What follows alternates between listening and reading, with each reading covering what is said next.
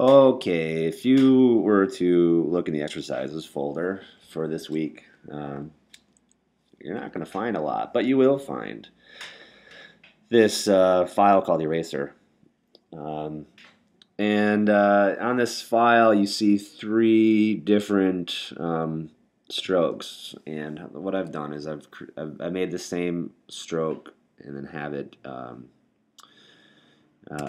basically appearing differently each time. So this first stroke is basically like a pencil stroke. It's a basic stroke, 4-point wide. This next one is a brush stroke. It's a calligraphic brush. It had pressure set for its width, so I was able to get a nice thin line at the beginning and fat line at the end. And then this last one is a stroke that has been converted to a fill. So it's the exact same brush stroke, but instead of it being, following a single path, it's now outlined, and the path is along the outside there. So I have these for you just so you can experiment with the eraser a little bit. The eraser, if you grab it, it has characteristics like a brush. In fact, you can double click on it and it opens up information that looks like a brush. You have things like your angle, your roundness, and most important, diameter. Most people don't mess with angle and roundness on an eraser. They just play with diameter. And this is where pressure comes in handy. So I've got a 4-point diameter, and my mode is set to pressure, and my variation is set to 4 points. I could go higher. I could go to 12. Make sure you up your variation to 12. Now, what I can do is I'm going to start over on this simple path, and I'm just going to basically run across it so that we can see what happens with the eraser on a path. What has happened here is it took the path that had the stroke and it just basically bisected it, right? So anytime the eraser crosses a path, it makes the path become multiple paths.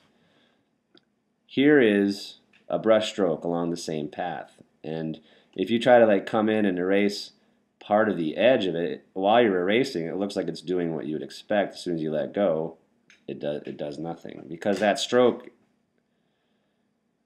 the artwork is just a stroke along a path. It's information. It's an instruction, basically. It's an instruction to do something and look a certain way. But what's magic, or the magic of this piece of art in the middle, is it's a path. So if I went across it, I have to have it selected, I think. There we go. So if you go across it, you end up seeing that a couple things happen. You broke the path into two, and then all that cool characteristic of it being, tapered and all that from the sensitivity of the tablet is gone. So you can scribble and erase as much of this path as you want, but it just turns into a really thick path. Now on this last one over here, this is a brush stroke that I turn into outlines. Now this is going to behave differently. It has to be selected. It's even hard for me to remember that. But when you select that path and start to erase the edges, you'll see that it actually does erase the edges. That's because the path is on the outside, and you're basically reshaping the path. So if I were to go right across the whole thing, now I've created two solids. Alright, so if I were to erase in the middle of it, I punch holes, right? So now there's a path that's created a hole in here. So with anything that's a fill, the eraser works much better, but you can also, dissect lines and paths and all that stuff if you're trying to go simple. So the eraser, basically just play with these shapes so that you understand the difference between a stroked path and a filled path. Now, the last tool we'll talk about is the Blob brush. The Blob brush is pretty cool. It has settings too, as far as what you want for tolerances and the size of the brush and all that. So I've got a 10-point brush with a variation of 10 based on pressure, and the Blob brush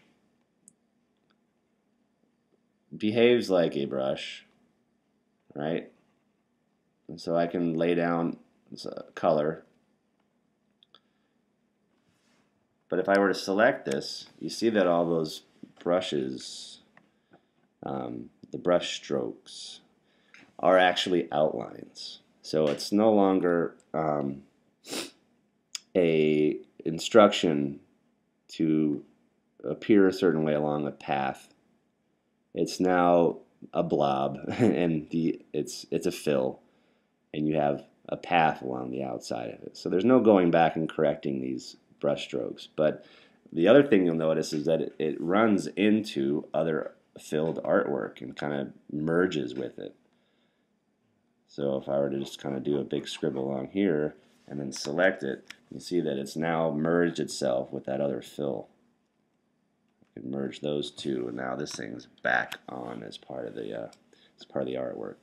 So the Blob brush just is basically real paint.